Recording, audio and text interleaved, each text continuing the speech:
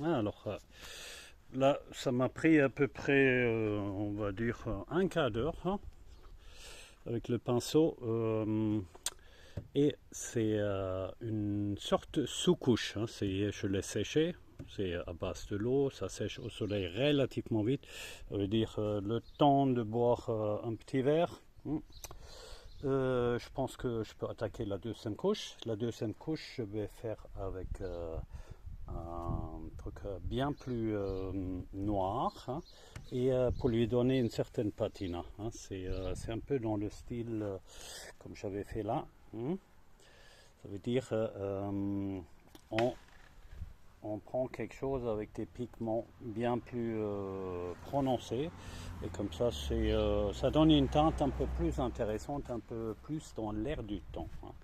Parce que aussi là, comme ça, c'est pas encore tout à fait comme cheveux. Hein. Je voyais initialement un brun plus prononcé, mais bon, on verra. C'est parce que l'autre possibilité, c'est de le teinter d'abord un peu en proue de noix. Ouais. Faire ça comme première étape. Après, on attaque avec deux couches de l'azur encore. Hein. Et il ne faut pas, surtout les autres couches, il ne faut pas les faire trop soigneusement. Hein. Plus on le fait un peu euh, bâclé, c'est ouais, mieux ça sera. Hein. C'est un peu comme un Cadillac. Hein. Moi, j'avais vu une fois un Cadillac fait par un peintre allemand qui avait l'habitude avec des clients un peu chiants. Alors, du coup, c'était impeccable, mais c'était moche comme tout. Hein. Alors, il y a certaines choses qui vivent de l'imperfection. Hein. Et ouais. Et moi, qui cherche toujours un peu la perfection,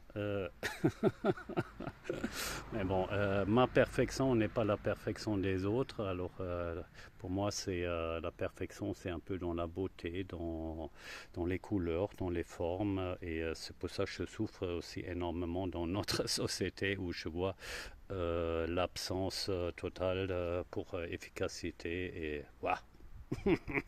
Quand je vois les bâtiments BBC, 4 étages, le strict minimum, c'est horrible.